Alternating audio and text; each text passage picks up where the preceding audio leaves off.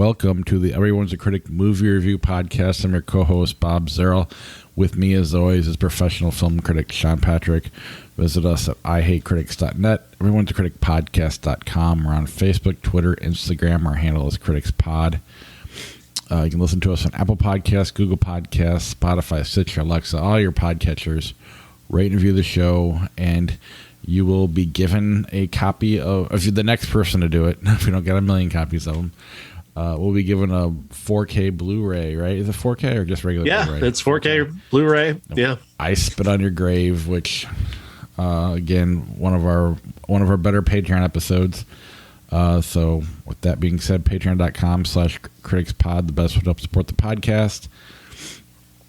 You can listen to that I Spit on Your Grave episode. I Spit on Your Grave, not grade. This is in a classroom. As well as our most recently, we did an episode on Nirvana and then one on Metallica. We're looking at some Led Zeppelin and Beatles ones in the near future, hopefully. Yeah, I would say the Beatles is probably next, considering that documentary is going to be out soon. Yeah, I'm ready for that one. The album we picked, Abbey Road, I could, without hearing it again, I could do it. That's how much I love that album.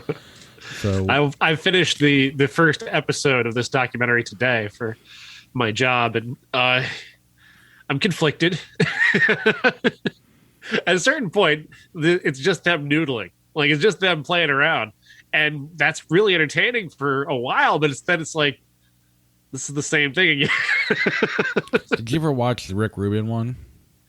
Yeah, that was incredible. Right. Because that seemed to have more focus to it than this does. This is really cobbled together. Well, that one just, they kept capturing just the magicalness of the Beatles music. And they just kept capturing it over and over again. Just the looks on their faces. Like, even Paul McCartney's like, oh, I didn't even know that was there. Kind of just really cool stuff. But yeah, look forward to that in upcoming episodes or upcoming months. And then if you want to get some of our merch, tpublic.com, search for Critics Pod, or go to ihatecritics.net and click on the TeePublic link in the upper right-hand corner. All right. We are on YouTube if you want to watch us live on Mondays, Tuesdays, or Sundays, whenever we get it together. We do post a link on our social media pages when we are live. We don't have a whole lot of notice because we're busy people. Anyway, let's go ahead and get started with the massive new release, Ghostbusters Afterlife. I have not seen it, so that wasn't fair, but I liked Force Awakens, and I like Ghostbusters Afterlife. So there, Ghostbusters Afterlife picks up the story of the Ghostbusters after Egon had left New York. He went to Oklahoma because he believed that there was something there in this small town that only existed for about 100 years. That may be connected to Gozer and the original, thing that they battled in New York. He thinks that the next step might be in this small town in Oklahoma. Of course, nobody believes him and nobody goes with him, and so he goes alone. And we see him in the opening scenes trying to track down one of the key aspects of that, using this farm that he's built that's actually a giant Ghostbusters containment unit, which is pretty cool. And that scene plays out in a way that's very exciting and moving, and I really liked it. It really gets the movie off to a very fast start. And then we're introduced to our main characters. Carrie Coon plays Egon's daughter, who was very much distant from him. She didn't know him growing up, and she's not a big fan because obviously he left when she was very young.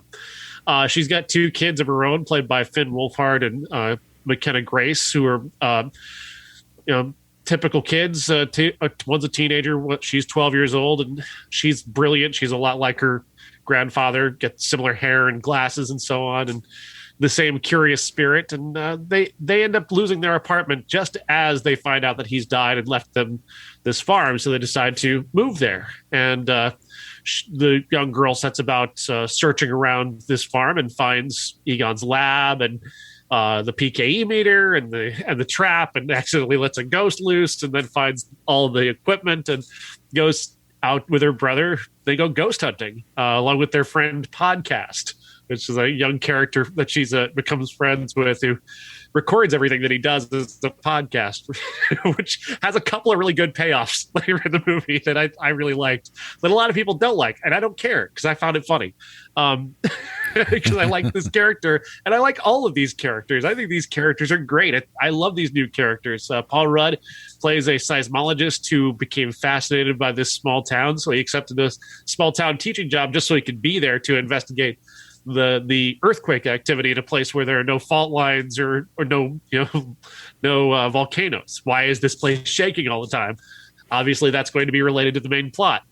So it's a clever way to get that character to where he is and why he's there. He's also the love interest for Carrie Coon. So a lot of pieces fit together there. There's certainly conveniences, but nevertheless, this movie is just so much fun. And when the Ghostbusters show up, eventually, the original ones show up, it's as exciting as you would hope it would be.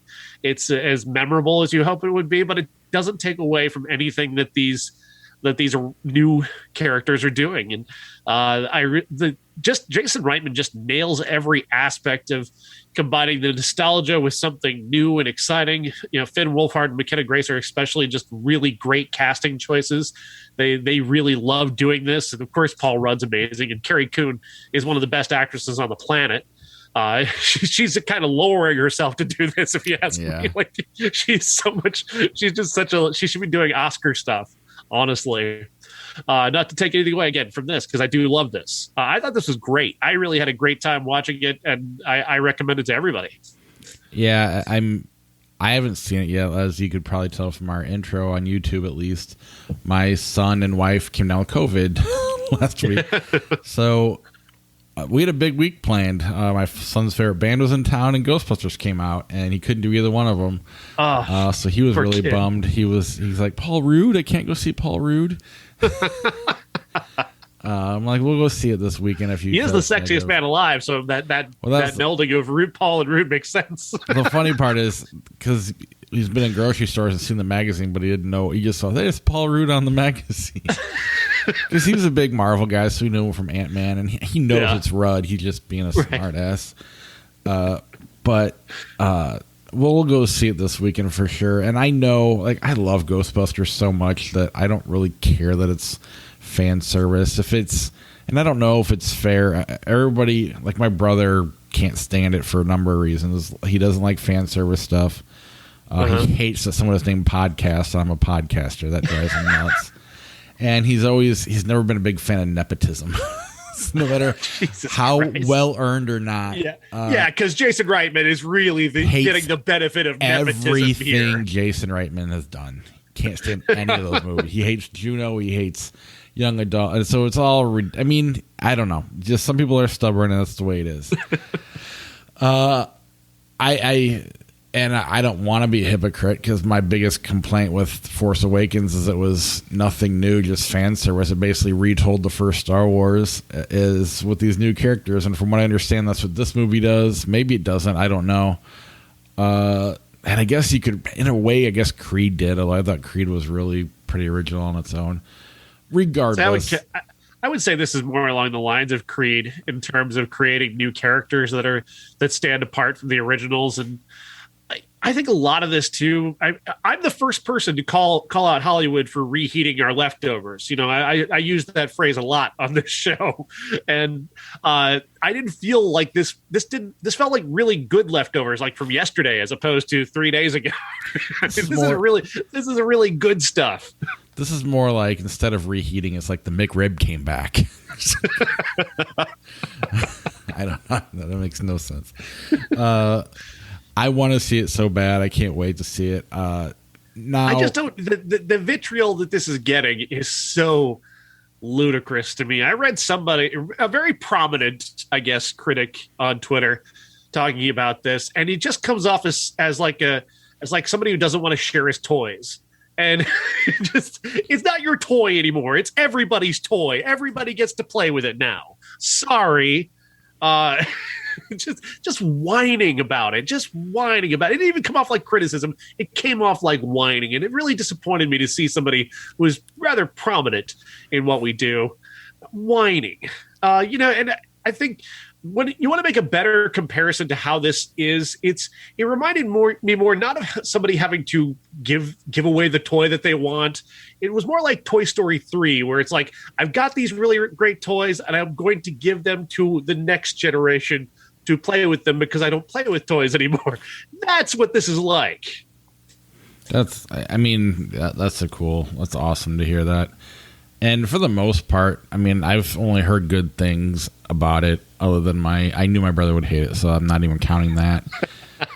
And he went and saw it opening weekend, so I mean, yeah. I think there's part of him that loves it too. He just doesn't want to admit it. And I guess my question is, another big complaint I had with Force Awakens, it reminded me of like an episode of Full House, like when Han Solo shows up, there's a pause and the crowd claps and stuff.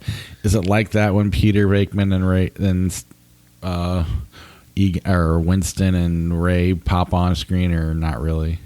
I don't think so. Actually, it's really emotional, actually, at a certain point. The way they play it, and I'm not going to give anything away, but the way they play it, it actually becomes very emotional when it happens. That's awesome. I can't wait. And I'm hoping, like, my son's showing no symptoms right now. We're going to test him again on Thursday. I can't even go to my parents' house for Thanksgiving, so it's just us at home. Again, no big deal. No pity party. Just, kids they like to do things. And I mean, he was going to have a vegan Thanksgiving anyway, so I mean, what's the point? Yeah, instead of having, quite frankly, it makes it easier on me. I don't got to go to the in-laws. I don't got to carry a whole other meal to my parents' house. But we'll get him tested, and hopefully, I'd imagine we'll get to see it this weekend because he should be in the clear at that point. But I'm glad to know you liked it, and I believe your headline was nostalgia done properly or right, or yeah, it's just nostalgia done right. Yeah, so I can't. This looks so good, and plus I'm an apologist. I like part 2 even though I know it's not good. It's still, I like the character so much I don't care. And I liked the girl Ghostbusters. I liked the girl Ghostbusters too. I don't even like calling it that, but what else is the other one? But it's in its own little world, I guess. But I like. Yeah. It's just fun for me, and I can't wait to go and see it. Anything else before we move on? No, that's good. All right, King Richard. King Richard stars Will Smith in the story of Richard Williams, the incredibly driven and dedicated father of Venus and Serena, who even before they were born had seen something on television of a female tennis player receiving a purse of about $40,000 for winning at a tennis match, and he thought to himself, well, I mean, I've already got athletic children. I have 2 more. I bet they could probably play tennis, or at least I could teach them, and they'll just be natural athletes, and then they can win and they can make a lot of money doing it. And he was right. He said this is actually documented. He said to Serena that Venus is going to be the number 1 tennis player in the world, but you're going to be the greatest tennis player of all time, which again also went on to happen. Right. Which is great, except the thing about this movie that's troubling is that Venus and Serena are so flat. Like, we don't get a real sense of them. And that's led to some people saying that this movie is about, taking their accomplishments away and making their accomplishments about their father and what he did. And I don't necessarily agree with that. I don't think that's what the movie intends to do. I think it's just the fact that Venus and Serena aren't particularly well written. The performances don't particularly stand apart. And that really is what leads people to saying that that's kind of leading to that unfair conclusion that this is a movie that's about making their accomplishments about Richard. And I like I said, I don't think that's what it's doing. I think what's happening here is that we've got Will Smith is this outsized star delivering a very big star performance very well, pulling focus and thus making it more about Richard just through his casting and just through the fact that it's about Richard. And so that's automatically going to flatten out Venus and Serena as characters and diminish their accomplishments in comparison to what he helped them to accomplish, which is something of a fair criticism of the movie, but not necessarily entirely fair. because I don't think this movie is disrespectful to Venus and Serena. They personally don't feel that this was disrespectful to them in any way. And I think we have to defer to them right. when it comes to that. If they say they don't feel disrespected, then that's what we have to go with. There's a lot of really good things about this, like Will Smith's performance is full bodied. It's very detailed. He's very committed.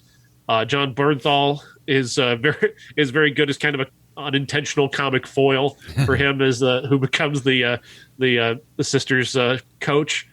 And he's just constantly just shocked and surprised at everything that Richard does. He can't seem to keep up with it, which kind of gets funny at times.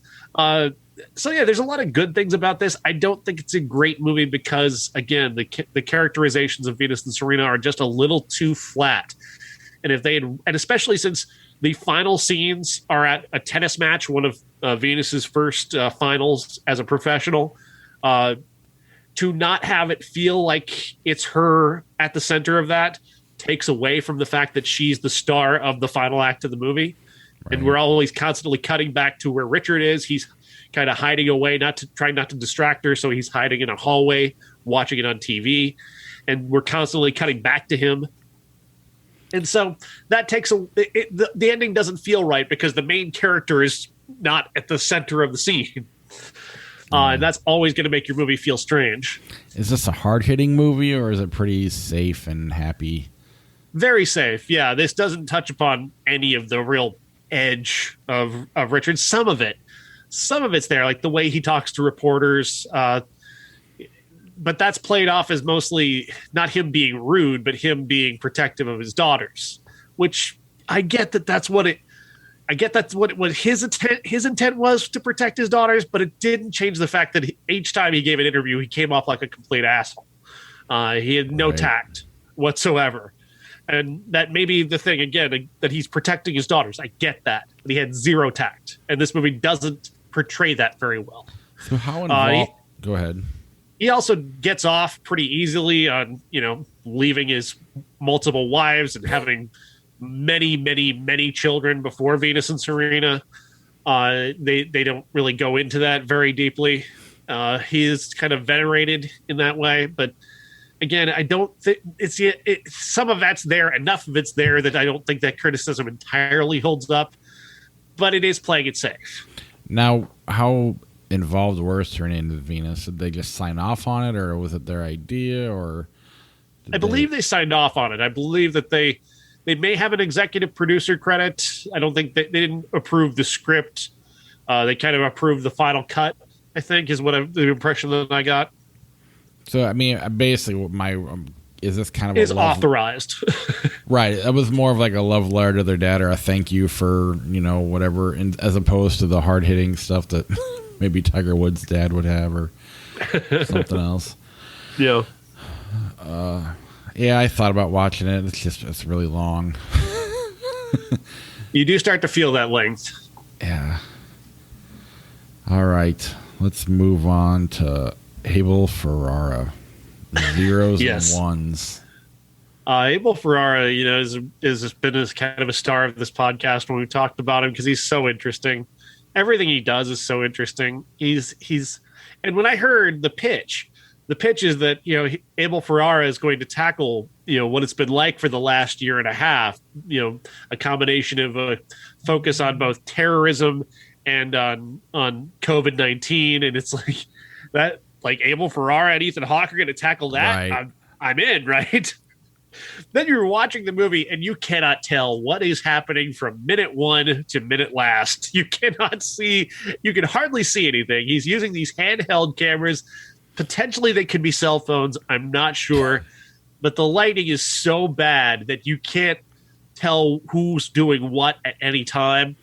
There's a terror attack at the center of this that is at the Vatican. And they're literally going to blow up the Vatican.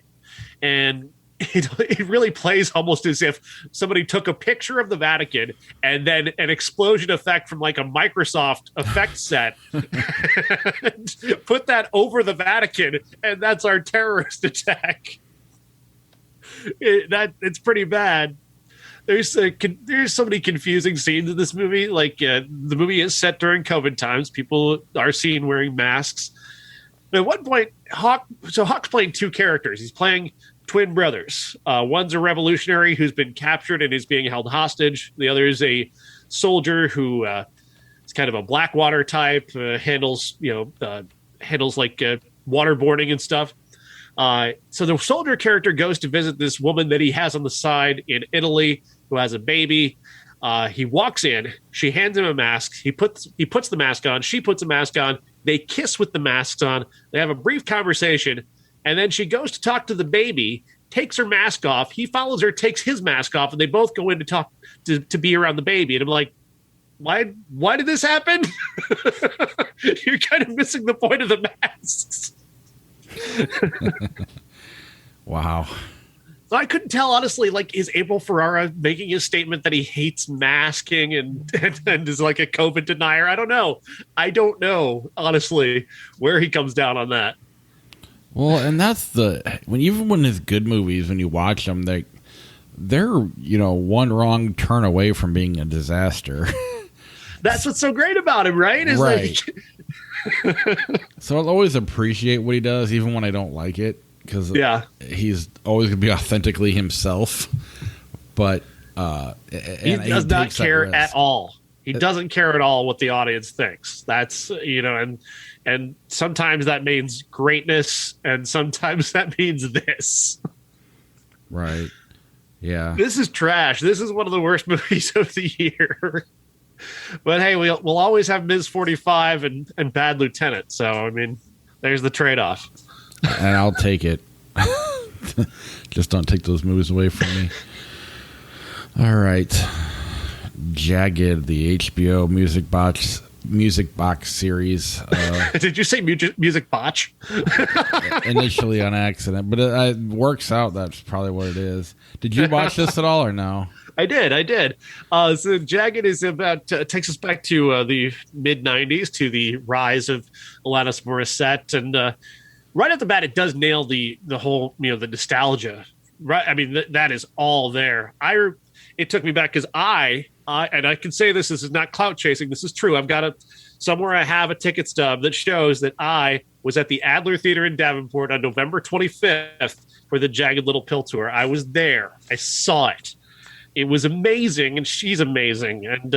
And what this documentary does really well is capture the excitement of that moment where Alanis goes from writing these songs with Glenn Ballard at his house to within months, she's traveling the world as the biggest star on the planet.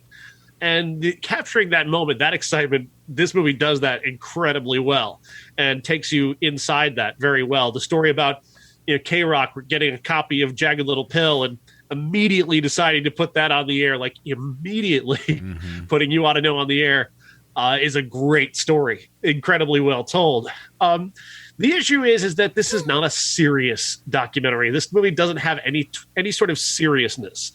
And so when they start talking about serious stuff, the documentary seems to pull away from that. It seems to not know how to handle that. Right. It wants for a moment to be salacious, or it wants to be hard hitting, but then it doesn't have the actual weight to pull that off. That comes in when we're especially talking about Alanis having been sexually assaulted when she was 15, and she talks about that a little bit.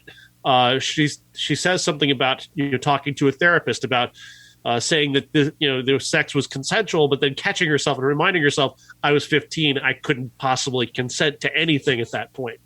And the movie does seem to throw shade initially at one of her early producers without actually making an accusation against him. But it's uncomfortable, and it's not very well played out, how the director lays that out. The other part, of course, the other issue that I have with it, they kind of gloss over her eating disorder that was forced upon her also by this guy. That aspect kind of gets left out. They also take plenty of time to show her naked, or near nude, in multiple photo shoots, and and a bath scene. And again, these are old stuff from when she was, a kid, right. Not now. Right. This is when she was a teenager, 19 years old. And yet they talk also about her being sexualized. So like, make up your mind which one you're doing here, guys. But then they get into the whole, like, you can't talk about You Ought to Know and not mention Dave Coulier. Do we has that urban legend not been debunked or removed from the culture, or just overdone at the very least? Right. We got to go there. It got sloppy. You're right. They capture the creation of Jagged Little Pill and that initial run and, the rise to fame. That whole part was fantastic. Everything else was clunky. I had the same problem with the Woodstock documentary where they were complaining about girls showing their boobs, yet they couldn't stop showing girls with their tops off on that stupid documentary. They want to do something here with the guys in the movie, and they're definitely cutting around them to make them, to make it look like there was some sort of conflict or something that might have been there, but there wasn't enough in the interviews to really have any weight. But the way they cut it just was clunky, and it made you more annoyed at the filmmakers and Bill Simmons than anything else. You could definitely tell the points where they were trying to perhaps create drama that wasn't there. Like there's a point where Taylor Hawkins, who's now the drummer for Foo Fighters, who was her drummer on the Jagged Little Pill tour, she essentially helped to discover him. He's talking about how at the end of the tour he decided to leave to go join Foo Fighters, and how emotional that was, and how he felt that she was certainly hurt by that and betrayed by that. They cut back to Alanis, and she kind of doesn't really talk about it. And I'm thinking either they didn't ask her directly about it, or they didn't, or they just didn't ask her at all, and about him specifically, but they wanted to create some conflict there that they didn't have. So they just kind of left it unanswered. And basically her answer to it is, it was hard ending that tour with this group of people that I was with for a very long time. Right. Well, and even the fact that all the guys in the band were getting with girls right and left, they're talking about it, and she just kind of was like, it was weird and awkward, and then they didn't have enough there to really. It could have been interesting, I suppose, but they didn't. They didn't have enough there to make it interesting. Mm-hmm. They weren't going to call out Taylor Hawkins or the other two guys in the band or anything. It wasn't going to be a call out. She doesn't seem to have any bitterness toward them. No, they were calling themselves out more than anything and admitting it. But again, it was just poor filmmaking, and she just more felt like she was in an awkward scenario when that was happening. But it was so. There just wasn't enough there. She has since come out and said she is not behind this movie. It wasn't the movie she agreed to make. And this is 0 for 2 for me. I thought the Woodstock one, again, filmmakers with an agenda. And I think the same thing here. They're trying to do something. They're trying to be bigger than it was. And instead they could have celebrated this amazing album. What the second or third biggest selling album of the 90s, depending on where you look. Biggest selling album of all time by a female artist, 33 million copies, which is incredible. I love this record, and so I like listening to her talk about writing it and recording it. I was kind of curious about her relationship with Glenn Ballard, because I thought that I was under the impression that there might have been some acrimony at the end of that relationship, where he was taking people were giving him more credit for this, like he created her, and they avoid that entirely. Like I don't think she says a word about Glenn other than I went to his house and we recorded. It's like there should be more of a story there, shouldn't there? People were giving him credit for creating her. Well, and she briefly mentions how some women shot her down, and I know for a fact Courtney Love tore her apart, hated her because she didn't write her own music. And again, it's the funny thing is Glenn Ballard left this and went to work with Aerosmith after that. And so he'd done. There's nothing wrong with collaborating. That's what musicians do. Whether you're collaborating, and he says in the thing, like he was constantly surprised by her writing this stuff. So actually, she did write this. Those words are hers. Yeah. And I'm sure he wrote a lot of the music, but I'm sure she did too. And it was a collaboration. There's nothing. It's silly. That's stupid. I don't know. I'm not a big. I don't like when other musicians tear down on each other. And I know. I don't know. This album still holds up to this day as Absolutely. one of the great records of all time. I just went and saw the what was it, 30th anniversary tour or 25th. Yeah, that was amazing. And what I love too is after this, she was in a better place, and her albums changed. They were authentic to who she was in that moment.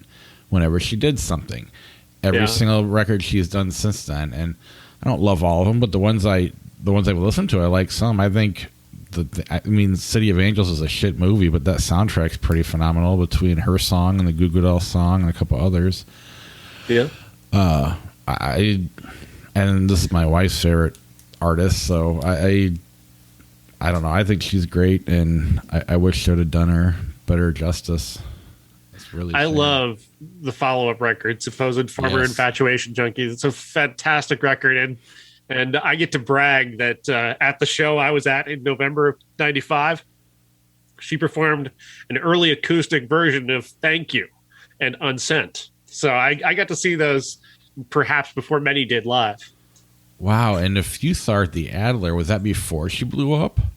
No, this was after. This was definitely after. So she had done the stadium thing, and then was still okay. Cool. Yeah, this was near the end of the tour, I would say. Okay, that makes right sense. Before she went to Europe, but after she broke in LA back in April and May and June, and then by November, she'd already. I'm sure an artist her size probably would have canceled the Adler if she could. Yeah. Because by the time she got there, she was one of the biggest stars in the world. And did we have an arena at that point? I don't remember. I think we had the iWireless Center at that point. Would have been pretty close.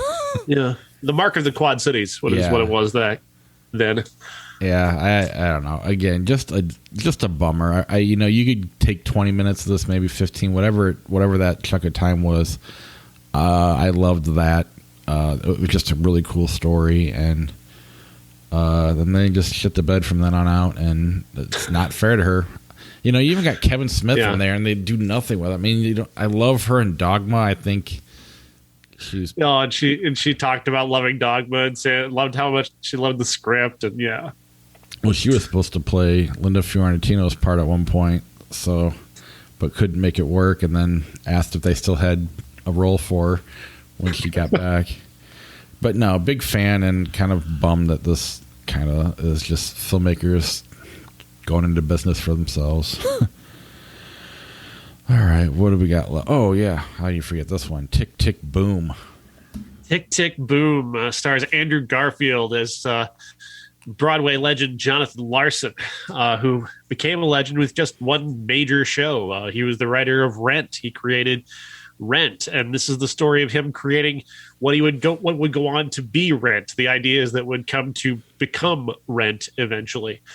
This takes us back to well before anybody knew who Jonathan Larson was, when he was writing his first show that he intended to be a big Broadway show, and putting it on display for people to look at and perhaps fund and put on Broadway. And this movie is incredible. It's so emotional and so incredibly well staged. The music is outstanding. Lin-Manuel Miranda does this amazing job of taking the original stuff of what Jonathan Larson did which is, again, Tick Tick Boom was its own stage performance, a staged musical of sorts, a rock and roll musical, I think is what he called it.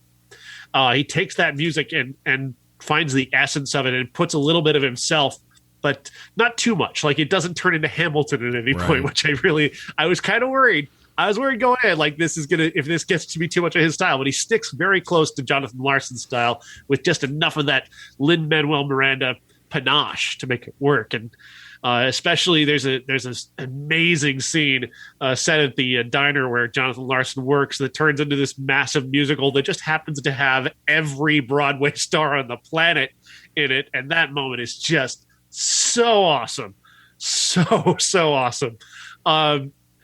I've become kind of a Broadway nerd in just the last couple of months, just because I found this YouTube channel called Wait in the Wings, and it's got these amazing stories about Broadway flops, which I'm always a big fan of when when something goes bust. And he just does a great job of covering Broadway history. And so that's got me into this thing. And so seeing all this stuff that I now know about Broadway and seeing it come to life in this way, like this is about creation. This is about art. This is about music. This is about inspiration. Where does it come from? How does somebody come to write something amazing? That's all in here. And Andrew Garfield has all of this incredible life in him. He's just so dynamic and really makes you understand why Jonathan Larson was going to create something big. And I do wonder now. I mean, I hate Rent. Like, I think Rent sucks. But I think if he were alive today, he might have made some adjustments, or he might have at least changed people's perception of it in some ways. Like, it was of this time, and here's why I wrote it, and here's what it means, as opposed to people having to interpret him afterwards, which is certainly the case with the movie, having made without him at all, because of course he passed away just as Rent was starting on Broadway. So this is far truer to who I hope Jonathan Larson was than I think the Rent movie adaptation was. Yeah, it made me appreciate Rent a little more, but I still don't like it. I appreciate where it came from based on this movie, because I'm always a big fan of, we were talking about Jagged and how she created the album and what it became. I like those stories, and this does a great job of telling that story for Jonathan Larson. And I was really intrigued the entire time. I'm not a big musical guy. I have been a fairly decent sized fan of Lin-Manuel Miranda. Sorry for getting the syllables wrong, or the accents of it wrong. But at least I like Hamilton, and I don't mind his style. His style can get repetitive, but you're right. He does just enough here where it brings it to modern day, but doesn't take over the songs. As far as I know, I don't know the songs from Adam, so but I mean they're good, and Andrew Garfield disappears into this role. I've never seen him this good ever. Yeah. And he's a pretty good actor, so I'm really impressed with that. I mean, I'm not the demographic for this, and I thought it was really quite fantastic. I think the songs are great. And even seeing his tapes on the wall being like all metal bands was also awesome for me. And I get it. I get why someone like him would be into musicals. I get why the guys from South Park. I mean, this kind of makes sense to me a little bit, because I can watching him write the songs, at least the way they thought he wrote the songs. It's just really fascinating, and I've always liked the creation process. Whenever a movie can capture that, or a play can capture that, there's nothing better for me than that. And when you can capture that, that's the best. And this movie really is fantastic, and I think everybody should watch it. I also love that contextually, like, so much of the music, especially this big important song that he's struggling to write, he's got major writer's block about. He can seemingly write a song about anything, as they demonstrate throughout the movie. But he has this one big song that he needs to write, and he can't seem to write it, and he's struggling with it. And in the context of that, knowing how much, like, he stresses over this and sweats over every word of it, and then only to find out that he's done this for absolutely nothing. It's coming to absolutely nothing. This musical he's working on ends up going nowhere. It's so moving in that context. It becomes just so cathartic when he then turns it into the rock and roll musical, which becomes Tick, Tick, Boom. And that leads, of course, to Rent. All that effort does come to something, but just in that context, it becomes so beautiful. The way the effort, the life that he brings to that is superb. Yeah, I mean, and even him finally coming up with that song the way he does is pretty funny. Even in a very emotional moment that turns into comedy, good comedy. Yeah. And then how he just, I love how he has to do this. He is struggling. He is starving. He has no money, but he has to do this. There's nothing that can stand in his way. It will kill him if he doesn't do it. It'll kill him if he does do it, apparently. But and I didn't mean to make a joke, but I mean that's what happened. Yeah. But there is those artists that just this is what they're gonna do, and it doesn't matter. And you have friends along the way trying to get them to step up into the real world, and then they change. Later on, there's reason not to, and I don't know. It was just very. Those people exist. I think that's really cool. I know a lot of people are annoyed by people like that, but I'm not. I think it's really. I really enjoy people who are willing to struggle in life for what they believe in, and that's really, really a neat thing that I really liked about this movie. And the fact that he stuck with it, and even though he never got to enjoy it, he still reached where he wanted to. And even how he got to the mainstream success, he didn't get there in a cheap fashion. He found something personal to get there. And I'm not a big Rent guy, but I'm also not the demographic for it. So, whatever. It's very much from his experiences. He knew many people in his community, New York City, who died from AIDS, and of course that all comes to play when it comes to Rent. Eventually, that's a big part of that show, and to see where he's seeing that and taking all that in and putting that to use, making art of this tragedy is very beautiful. It's what really is what we hope to see. It's also deeply political. Even though it doesn't seem like it, it's very political in its way, because so many people at that time are trying to they show Reagan and all those guys just kind of trying their best to ignore AIDS, and Rent is like, fuck you, you're going to pay attention to this. Well, another thing I really like about it, this movie is not about his death. It's about his life and the creation of his art. And they mention his death, but that's it. It's not about that. And I really like that about it as well, because it's you always want to celebrate someone like him, and this movie definitely is a celebration of him. And there's no goods and bad. There's no cliches either about I don't have enough time, or I know I'm going to die young. None of that exists in this movie. Nope, not at all. And that's, I don't know, it really is one of the best of the year, and Andrew Garfield might be my favorite of the year. He was that good. I mean, it's definitely up there. Other than maybe Dev Patel in The Green Knight, which is those two performances in terms of lead actors are untouchable at this point. And I don't know how you split between the two of them, because they both just disappear into their roles. And that's a great point. This definitely has a recency bias, but you're absolutely right. Anything else on Tick, Tick, Boom? It is on Netflix. You should go watch it. It's in my top 5 for the year. It's battling it out with The Green Knight and Giants Being Lonely, I Blame Society, and The Killing of Two Lovers as among those. That's my group of the best movies of the year so far.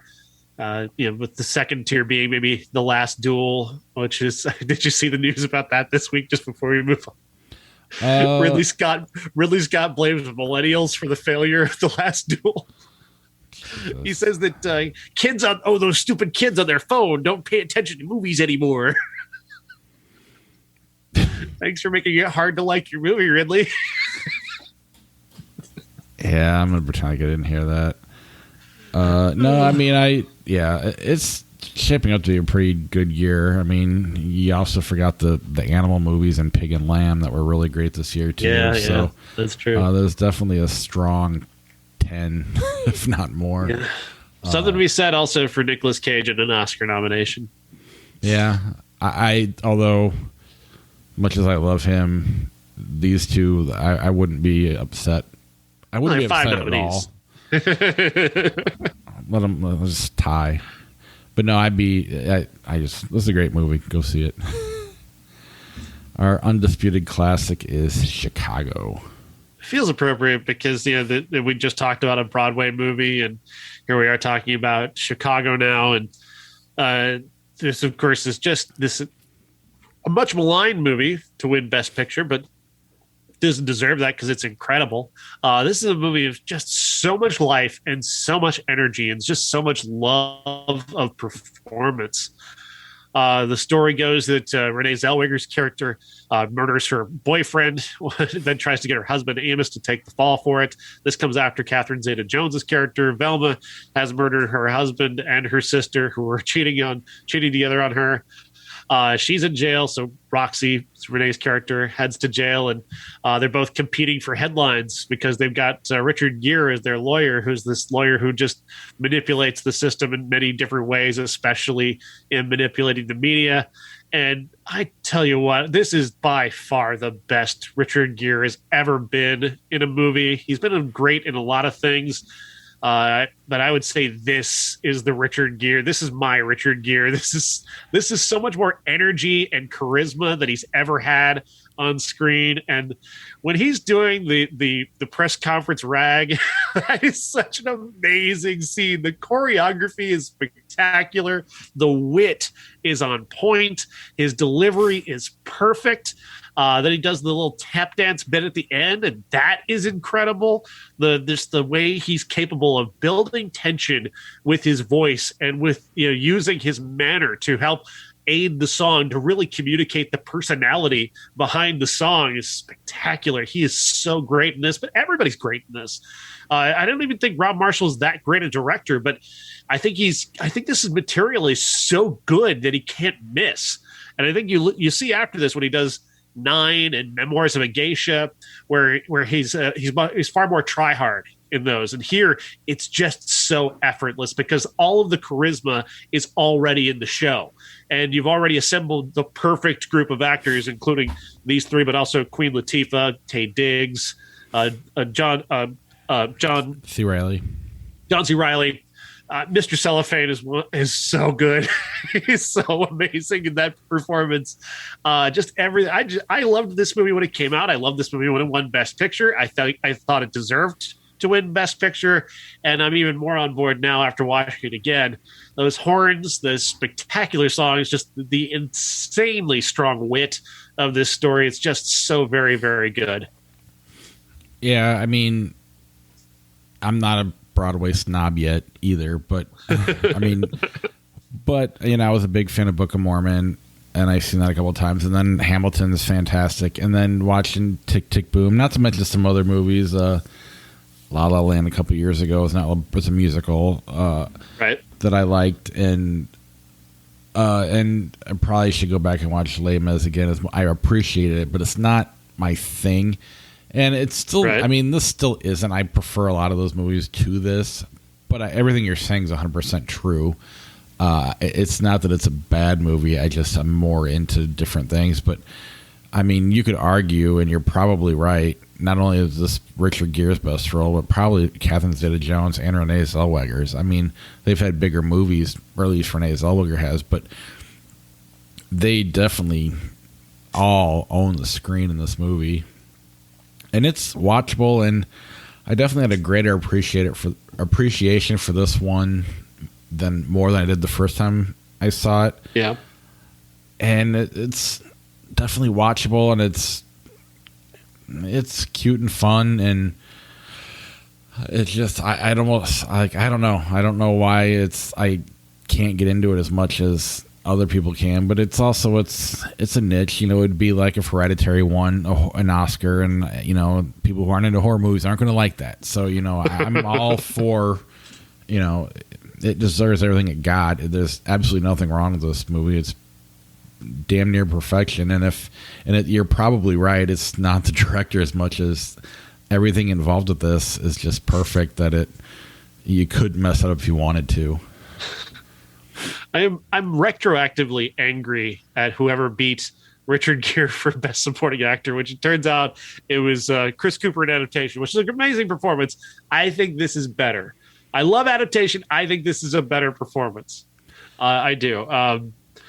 So I'm gonna take that one away from Chris Cooper. But I just adore this movie. I really didn't realize how much I enjoyed this until I get to watch it again. So excited to get to watch it again, and part of it, of course, is probably my newfound relationship with Broadway as well. But nevertheless, I just have such a new appreciation for him and this movie, because I don't think Richard Gere is very good overall. I think he's made a lot of terrible movies. I think he was the hero of the 80s wine mom. I think that's where he got his thing going. And I think later on he did start to earn it a little bit. He did this, and I think Dr. T and the Women is incredibly underrated, a Robert Altman movie that everyone hates but me. I love that movie.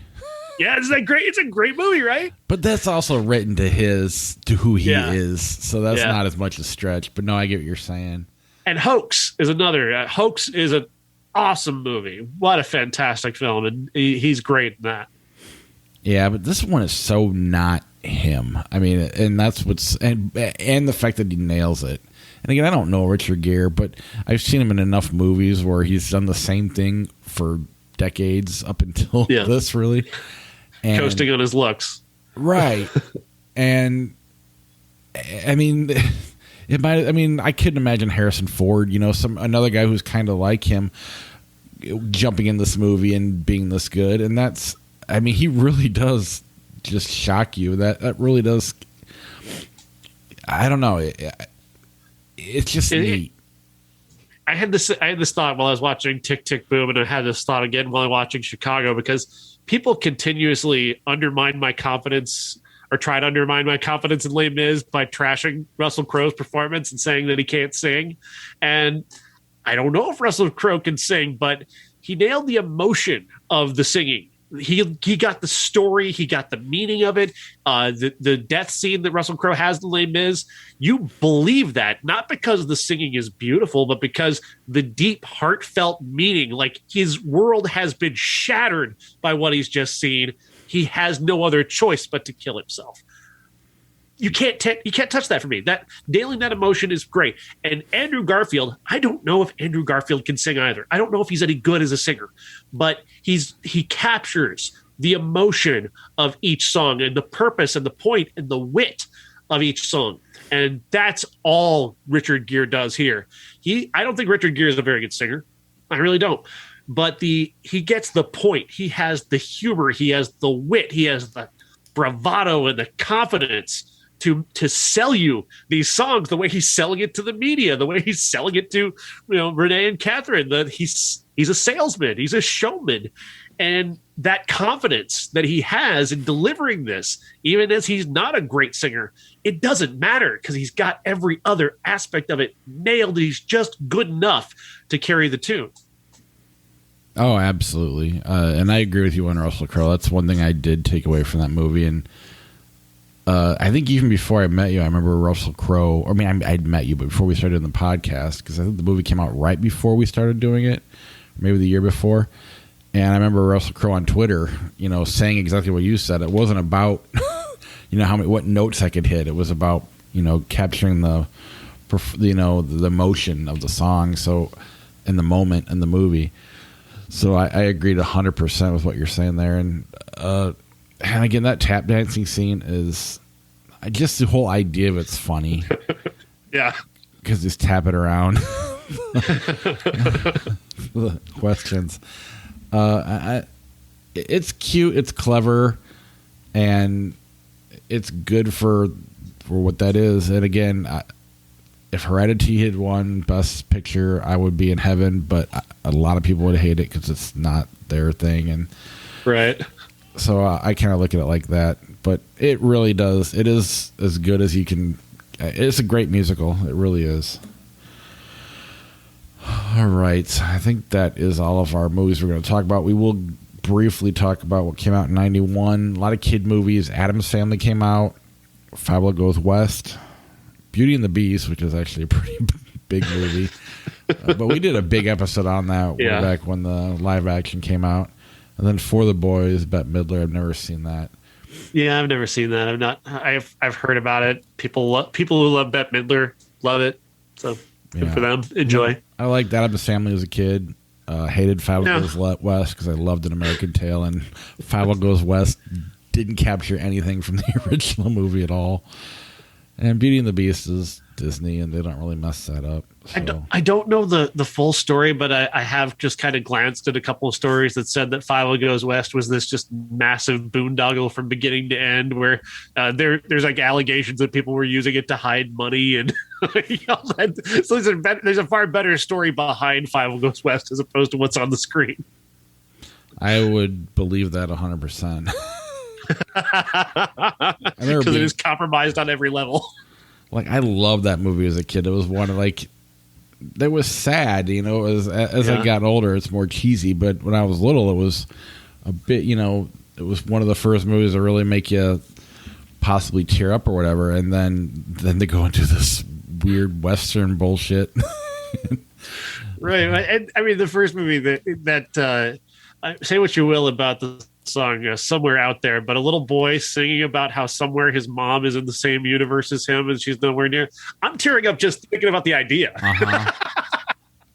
And maybe, yeah. And I go back to, because I was probably the age of what 5 would have been when it came out. So I've always liked it. And I know I just kind of like, it's cheesy. I'm not going to pretend it's not, but I've always was a fan of that.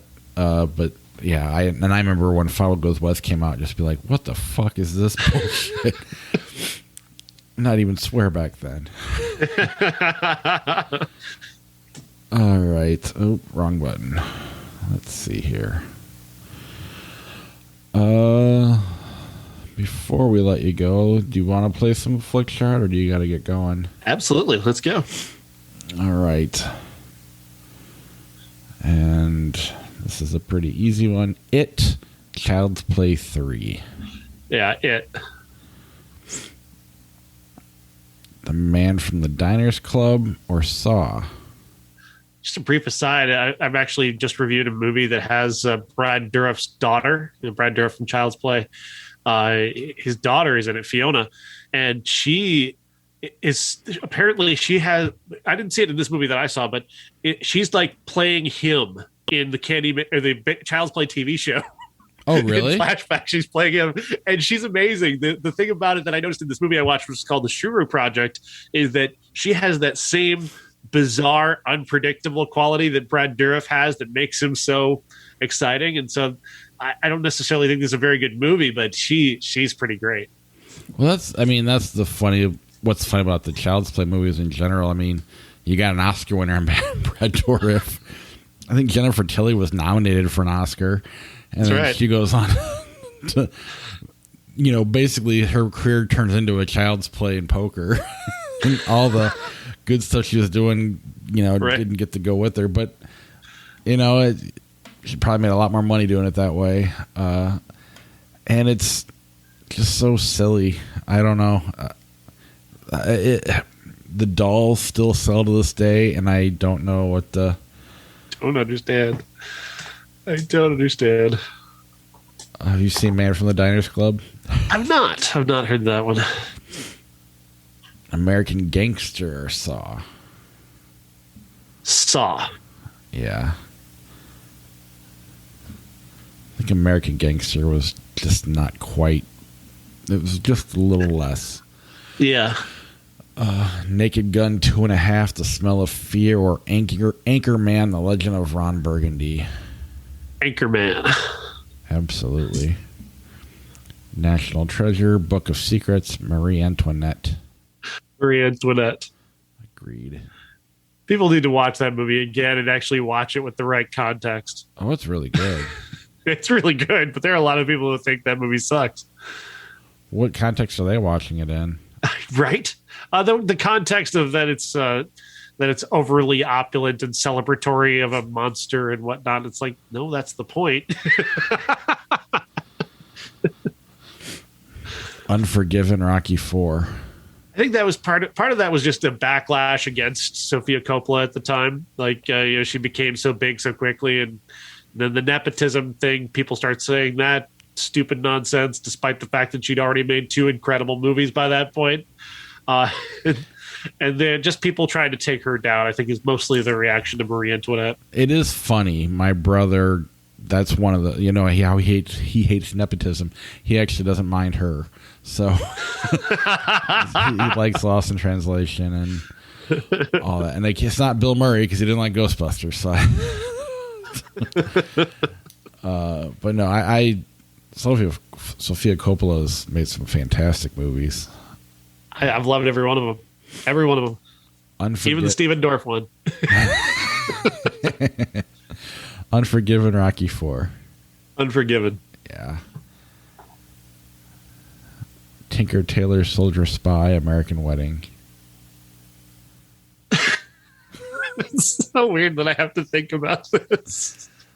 Because you're never going to watch it again. That's the problem. That's fair. Never going to watch Tinker Tailor Soldier Spy again. I know it's a better movie. And on top of it, it's not like it's American Pie 1. It's like the third one. If I'm just flipping channels, though, on a Saturday afternoon, if I had cable and I was flipping channels and the choice came down to like Tinker Tailor Soldier Spies on one channel and American Weddings on the other one, I'm probably going to watch American Wedding.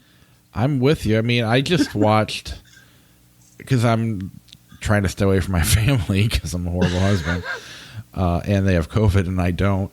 I watched, and I'm going to say that I sound like a total asshole. I watched Hall Pass. It wasn't where I was going with that. But it sounds really bad.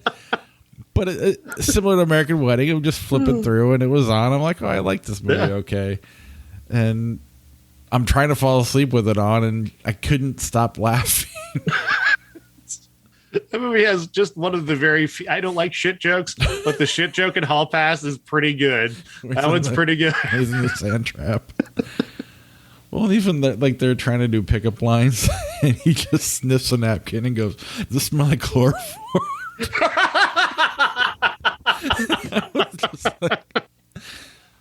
It's an icebreaker. Just so wrong and stupid, and I don't know.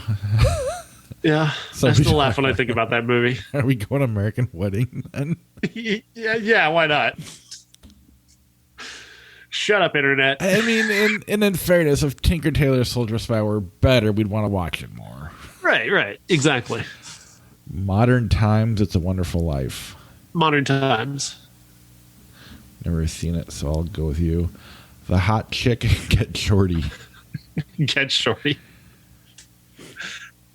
Flubber, Bloodsport. Bloodsport. Flubber looks like he got kicked by Jean-Claude Van Damme. Army of Darkness, Horrible Bosses. Army of Darkness. Yeah, although I just think I like Jason Sudeikis more or less.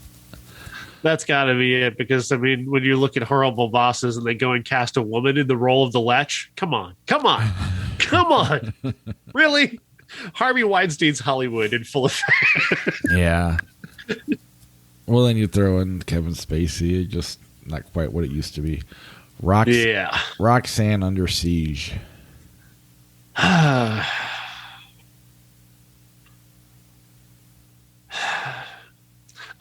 You see, under Steve Martin, so Roxanne is Steve Martin, and he's very funny. But Under Siege has Tommy Lee Jones getting a knife stuck in his head. So I mean, where do you come down on this? Yeah, and Roxanne. Yeah, Christy Swanson used to sway me, but now she's a kind of a whack job. I don't even want to watch that scene anymore. Beverly Hills Cop 2 or Sister Act? Beverly Hills Cop 2. Yeah. Empire of the Sun, Final Destination. This is funny because I hate Final Destination. And if I have to choose one, I'm going to watch Final Destination. I never want to see Empire of the Sun again. I'd rather just watch people die in creative ways. Yeah. As lame as I think it is. Empire of the Sun is homework, man. It's homework. Don't give me homework. It's the opposite of homework. Mad Max Fury Road and Mr. Deeds. Oh, no, I hate Mad Max, remember? Yeah. It's Mad Max is the way.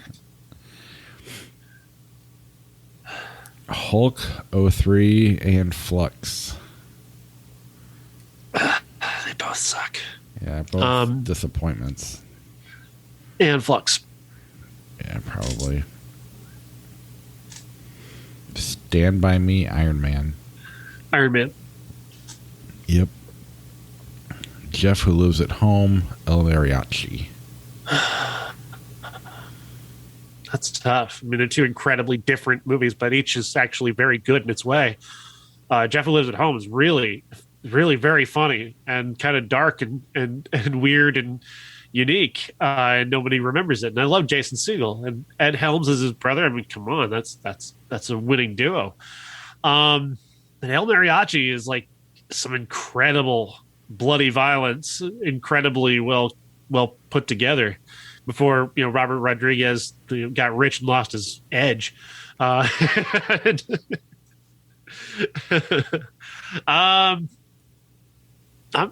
not sure where to come down on this. I agree. I love both movies. Because I have a soft spot for the low budget first time out kind of thing, I'm going to go El Mariachi, but that's just out of a personal bias to that type of movie. Yeah. It's just more my excuse.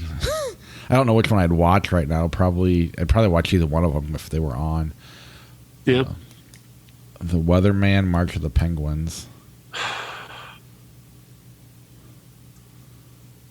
One's not very good. The other's not one I ever want to see again.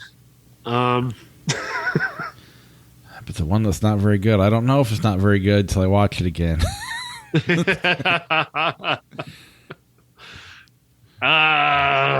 March of the Penguins. Yeah, that's fine. I've never actually seen The Weatherman. I want to just vote for it out of principle. Rango or Dr. Seuss, How the Grinch Stole Christmas, the Jim Carrey version. Rango all the way. One of the best animated movies ever made. Absolutely. This isn't fair. Adaptation or Swingers? I mean, that's not fair to make me pick between those two movies. It's adaptation. It's not that hard, but I love Swingers. Swingers is great. Yeah, but adaptation is one of the best ever. The Brothers Grimm, School for Scoundrels. Garbage movies. Both are garbage. All right, then let's just say we haven't seen either one of them. Red Dragon, Nosferatu. Nosferatu. Yeah. Golden Knight, Supergirl. Was this a TV movie or did this go to the theaters? No, it's real. Supergirl's real. You haven't seen Supergirl? Well, no, I've seen it. I just always saw it on TV, though, so I wasn't sure if it was in the movie theaters or not. Supergirl's hilarious for all the wrong reasons. It's terrible. It's one of the worst movies ever made, but I'll watch that before I watch Goldeneye any day. That's why. I mean, I've seen it a handful of times as a kid. Never seen Goldeneye because I don't like James Bond. Constantine, Tootsie. Oh, fuck you, Dustin Hoffman. It's Constantine. I've never seen Tootsie. Don't really feel like it anymore. I hate Tootsie. I hate it. 30 Days of Night, Grease. 30 Days of Night. Yeah, you think with your newfound love of, I guess, Grease is Broadway, isn't it? So you think you'd like it if you went back and watched it? Maybe. I don't know. Fight Club, Rain Man. Fight Club. Fuck you, Dustin Hoffman. Yeah, movie that used to be closer for me, and now it's just getting... I'm still trying to hold on love for Rain Man, but it just keeps going further and further away. The Adjustment Bureau, Tangled. Tangled. Yeah. The Adjustment Bureau had a really great idea. No, I think Corey told me from who used to do IVN, he said, you guys should talk about it on your podcast. I guess another podcast did this, so we're kind of stealing their idea. But I'm sure we have no Carrot crossover because it's like a Notre Dame football podcast. Anyway, if you were on the run from Jason Bourne, do you think you could make it 7 days without getting caught? No. If he was in another country or something, if he started off in another country. I still think he'd kill me. And I told him, like, it's not going to be a very interesting conversation because Sean's going to say no right away. and then I run the risk of being that, douchebag guy who's like, yeah, I could do it, or I just end it with him. So, yeah, other than the fact that doesn't he have amnesia or something like that? So that would be only Something shot like that. as if we are in the country. Still wouldn't prevent him from catching you and snapping your neck, though. Well, right, but he's got to know he's looking for me. That's the only thing I can I can hang my hat on. Brian Cox didn't think you could find him, and he did. So, yeah, and he's the head of the CIA. So, fair point. Monty Python's The Meaning of Life, Bridget Jones' Diary. Bridget Jones' Diary. Yeah, she has. It might be closer for Holy Grail. It would be closer, but no, I mean, I just said Chicago was her best role, but she's done a lot of good movies I kind of forgot about. Farewell, My Lovely, The Other Guys. I've not seen Farewell, My Lovely. You know what else is Renee's great at is Cold Mountain. Yeah. Jerry Maguire. Yeah. Judy, the Judy Garland movie, she was fantastic. Thank You for Smoking, The Other Guys.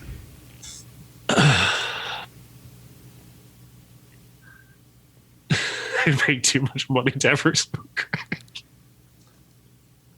I'm going to pick that one just because I love the poster. I actually love that movie. It's so good, right? Yeah. Wow, this is a good one to go out on. Midnight Cowboy or Mr. Baseball? Mr. Baseball. Tom Selleck. Fuck you, Dustin Hoffman. Oh, man. All right. That's our show. I'm kidding about Dustin Hoffman a little bit. Watch he dies tomorrow. How great will I look? Wow, yeah. But I mean, he's getting harder to watch, and he's not quite. If you look back now, he's always been pretty hard to watch. Right, but I'm just starting to notice it, and now I don't know. It's weird and not even like a bummer. It's just kind of like, ew. All right. Anything else before we go? No, that's it. All right. Well, I'll talk to you later. Sounds good. Have a good night.